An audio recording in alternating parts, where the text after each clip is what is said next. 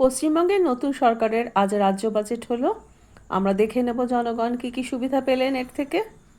একটি প্রধান গুরুত্বপূর্ণ বিষয় যেটি ছিল রাজ্য সরকারি কর্মচারীদের দিয়ে দেখে নেব আজকে বাজেটে কি ঘোষণা হলো। ঘোষণা হয়েছে যে সরকারি আধা সরকারি অশিক্ষক কর্মীদের অতিরিক্ত 20% দিয়ে দেওয়া হবে, যেটি এখনই পাওয়া যাবে না, যেটি পাওয়া যাবে 1 অক্টোবর 2026 থেকে। তাই রাজ্য সরকারি কর্মীদের ডিএ 18% থেকে বেড়ে দাঁড়ালো 38%। এছাড়াও 100 জন মেধাবী ছাত্রছাত্রীদের জন্য স্বামী বিবেকানন্দ মেরিট স্কিমের প্রস্তাব দেওয়া হয়েছে। এছাড়াও উচ্চশিক্ষায় অবিবাহিত ছাত্রীদের এককালীন 50,000 টাকার সহায়তা মিলবে। এছাড়াও আয়ুষ্মান ভারতের জন্য 3,100 কোটি টাকা বরাদ্দ করা হয়েছে, যা জনগণ হেলথ স্কিমের বেনিফিট পেয়ে থাকবেন। উত্তরবঙ্গে এইমস তৈরি করা হবে এবং তৈরি করা হবে ক্যান্সার হাসপাতাল। জঙ্গিপুরে ভাঙন রোধে পুনর্বাসনে 50 কোটি টাকা বরাদ্দ করা হয়েছে। সিউড়িতে যে সুপার স্পেশালিটি হাসপাতাল আছে সেটিকে মেডিকেল কলেজে রূপান্তরিত করা হবে। এছাড়াও মিড ডে মিলের রাঁধুনিদের 1,000 টাকা ভাতা বৃদ্ধির ঘোষণা করা হয়েছে। এবার সিভিক ভলেন্টিয়ার গ্রিন পুলিশের বেতনও 2,000 টাকা বৃদ্ধি করা হলো। এবার আসি পার্শ্ব শিক্ষকদের বিষয়ে, ওনাদেরকে মাসিক 5,000 টাকা বেতন বৃদ্ধি করা হলো, জানালেন অর্থমন্ত্রী। পশ্চিমবঙ্গের প্রাথমিক বিদ্যালয়ে মিড ডে মিলে প্রতি বরাদ্দ বেড়ে দাঁড়ালো 10 টাকা, আগে ছিল 6.5 টাকা। এছাড়াও মুম্বাই ভেলোরে চিকিৎসার জন্য গেলে কম খরচে থাকা খাওয়ার ব্যবস্থা করা হবে। আলিপুরদুয়ার পশ্চিম বর্ধমানে নতুন মেডিকেল কলেজ তৈরি হবে। প্রত্যেক কৃষক পরিবারকে মাসে 3,000 টাকা আর্থিক সাহায্যের কথা বলা হয়েছে।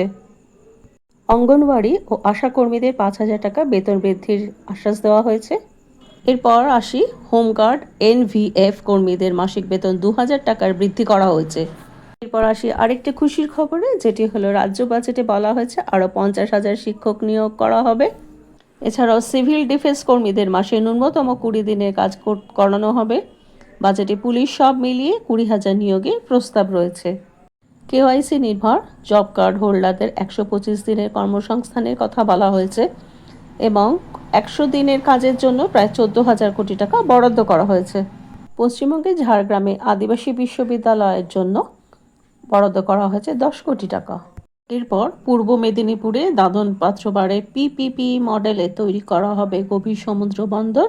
আরেকটি গুরুত্বপূর্ণ বিষয় বাজেটে বলা হয়েছে, যেটি হলো সরকারি পদে আবেদনের বয়সের ঊর্ধ্বসীমা 5 বছরের ছাড় দেওয়া হবে এবং এই ছাড় আগামী 2 বছর পর্যন্ত বহাল থাকবে। বার্ধক্য এবং বিধবাদের ভাতা 500 টাকা করে বৃদ্ধি করা হলো। কলকাতা পুরো এলাকায় শালিমার গার্ডেনের টার্মিনাল তৈরি হবে এবং 1200 কোটি টাকা ব্যয়ে ভাগীরথী সেতু নির্মাণ করা হবে। বিশেষভাবে সক্ষমদেরও ভাতা বাড়ানো হলো মাসিক 500 টাকা। 900 কোটি টাকা ব্যয়ে Chingrighata new town elevated corridor তৈরি হবে।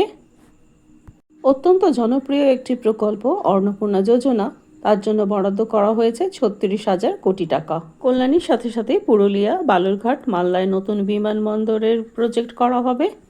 কুচবিহার বিমানবন্দরে উন্নতি করা হবে। অগ্নিবীরদের জন্য 10% পথ সংরক্ষণ হবে। বীরভূমে ময়ূরাক্ষী নদীর উপরে 4 লেন ব্রিজের জন্য 800 কোটি টাকা বরাদ্দ করা হয়েছে এবং উত্তরবঙ্গে একটি আইআইটি এবং একটি আইআইএম তৈরি করার কথা বলা হয়েছে।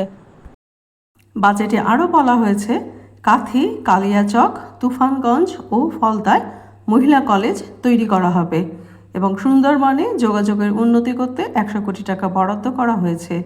জাতীয় ক্রীড়ায় অংশগ্রহণ করলে সেই ক্লাবকে দেওয়া হবে 1 কোটি টাকা। তাছাড়াও সরকারি ও সরকারি পোষিত কলেজে ছাত্রছাত্রীদের এককালীন 30,000 টাকার আর্থিক সাহায্য দেওয়া হবে। একটি ভরসা কর্মসূচি তৈরি করা হয়েছে, যেখানে বলা হয়েছে যে 1 লক্ষ টাকার কম আয়ের পরিবার ও অন্য কোনো সামাজিক প্রকল্প না পেলে এই ভরসা কর্মসূচিতে দেওয়া হবে গ্র্যাজুয়েটদের মাসে 3,000 টাকা। অন্যান্য যারা গ্র্যাজুয়েট হননি তাদেরকে দেওয়া হবে মাসে 2,000 টাকার ভাতা। কৃষক পরিবার পিছু পাবেন 3,000 টাকার আর্থিক সাহায্য। এই তথ্য সমৃদ্ধ এই ভিডিওটি যদি ভালো লাগে তাহলে একটা লাইক, শেয়ার আর কমেন্টে জানাবেন আর সাবস্ক্রাইব করে এই চ্যানেলটিকে এগিয়ে রাখবেন। নিয়ে আসবো পরবর্তী আরও বেশি তথ্য। আজকে আসি তবে।